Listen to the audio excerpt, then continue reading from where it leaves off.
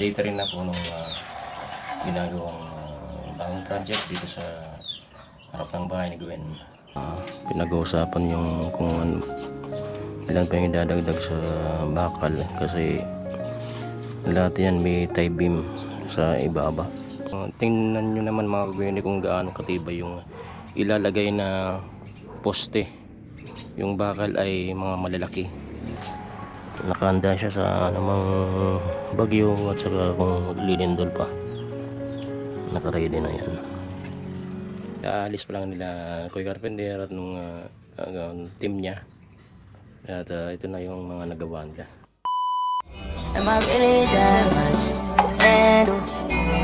Breaking these niggas down like a camel. You don't really know you.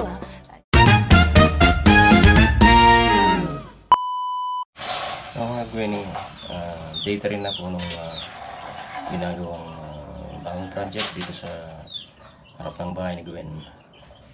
At nandito na po sila lahat.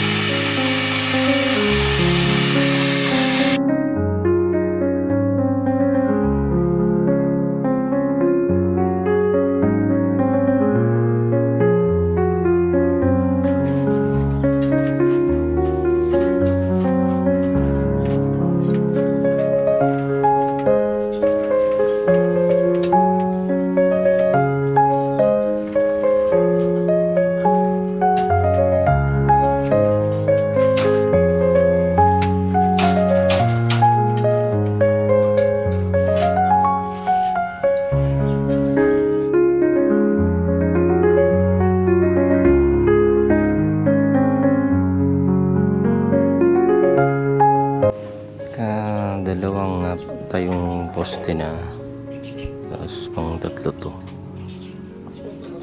Okay na sila nung anim. At pinag-uusapan yung kung ilan pa yung idadagdag sa bakal kasi lahat yan may tie beam sa ibaba. Tie beam hanggang biga. Yung tie beam yun ang magpapatibay sa bawat poste sa baba kasi dito prone ng bagyo, tubig, kailangan may tie beam para hindi magkaiwala yung poste o kahit lumindol pa ay hindi siya maghiwalay. Kung walang tie beam yung yung mga poste, delikado yun sa lindol saka sa baha. Sinisiguro nilang matibay yung gagawin talagang building.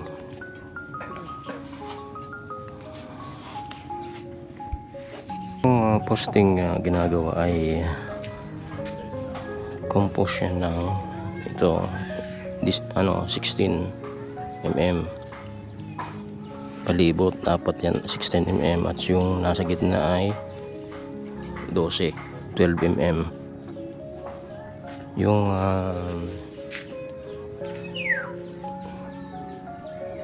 kapalibot sa kanya ito ay 9 mm. Tadi 9 mm ada 9 ada 12 anilyo. Panilyo 9 mm, tapos yung sa labas 16 mm at saka yung sa gitna ay 12. Yan ang bumubuo sa bawat poste na ginagawa nila. Ito pang building talaga to, tibay, hindi basta-basta lang poste. At yung footing niya ay may parilya sa ibaba. Papatungan ng poste. Yan ang nagpapatibay din dun sa tayo ng poste. para hindi siya gumalaw-galaw. Plus lalagyan pa yan ng beam palibot, kaya nakahanda siya sa anumang bagyo at saka kung lilindol pa, nakaready na yan.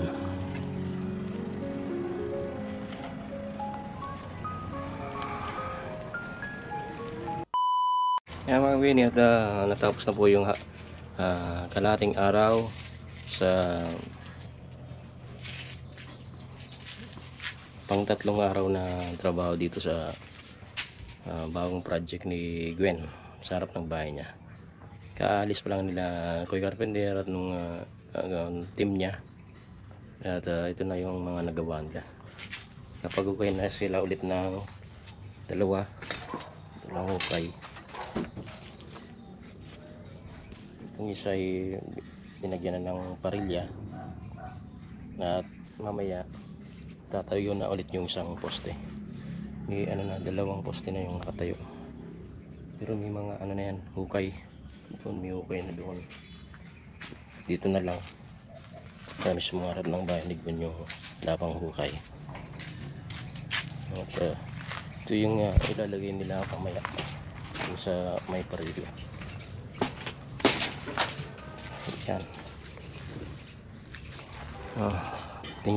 Tingnan nyo naman mga kagwene kung gaano katibay yung ilalagay na poste.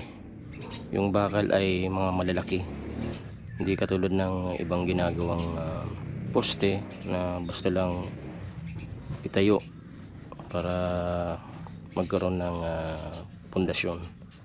Dito ang ginagawa nila Kuya Carpenter ay talagang base sa standard na ginagawa talaga ng mga trabador or trabahante kapag nagtatayo sila ng building. Yan, tingnan naman yung anilyo nila.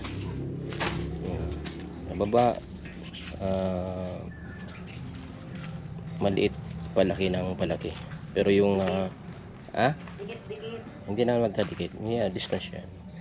Yan, palaki, pero yung nakalagay sa kanya pang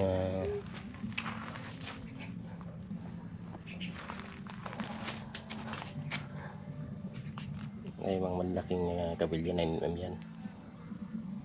Yan, tibay na yan sa building na itatayo dito. Anilyo ang tawag dyan. Ito, anilyo, yung nakayakap bakal, anilyo.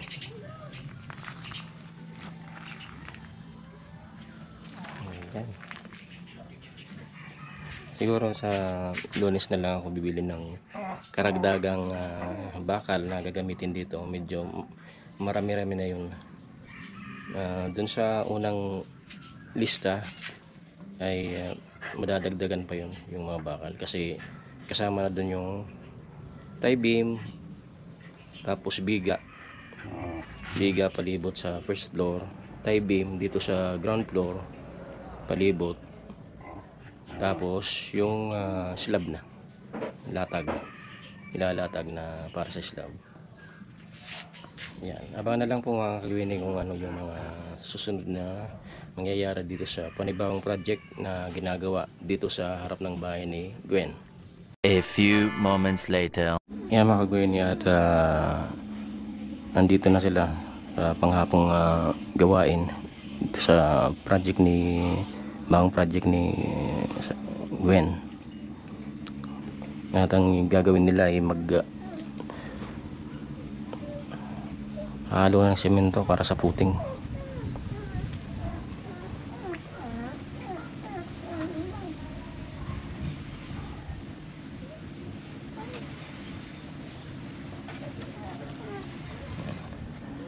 Busan na nila yung poste na may parilya, puting. Tapos noon ay siguro puporman na nila yung poste.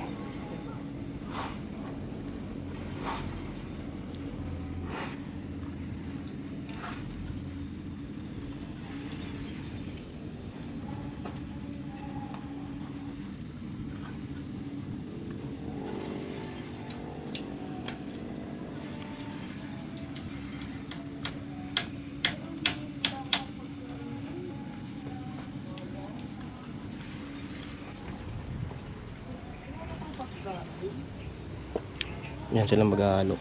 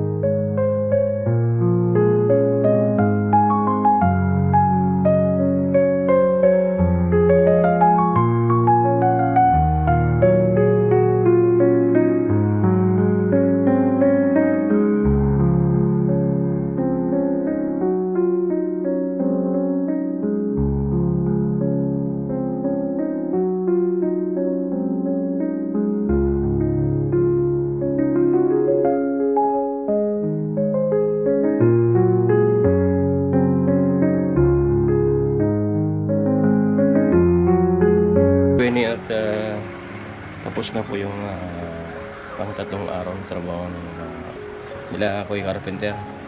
Kakalis pa lang po. Hindi ko na nakahanan kanina kasi nalubat yung GoPro at kaka-charge pa lang. Ayan. Tingnan natin yung nagawa nila. Kanina nag-ano sila, halo ng semento para ibuhos dyan sa dito sa footing. Kapag footing sila,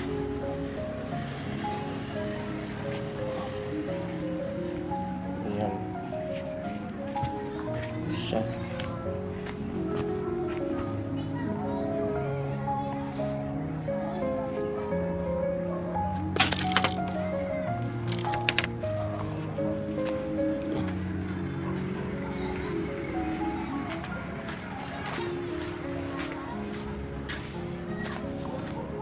Tatlong poste yung nilagyan ng footing. Yan po. At sa Lunes na to ipagpapatuloy. Next week. Hindi ko lang alam kung anong isusunod nila. magagawa ulit ng poste or pwede nang gawa ng forma para mabuhusan na yan ang mga poste. Hindi ko lang alam, kaya abang-abang na lang po mga Gwenny. Yan, abang-abang na lang po mga Gwenny kung ano yung masusunod na mangyayari dito sa ginagawang project sa harap ng bahay ni Gwen.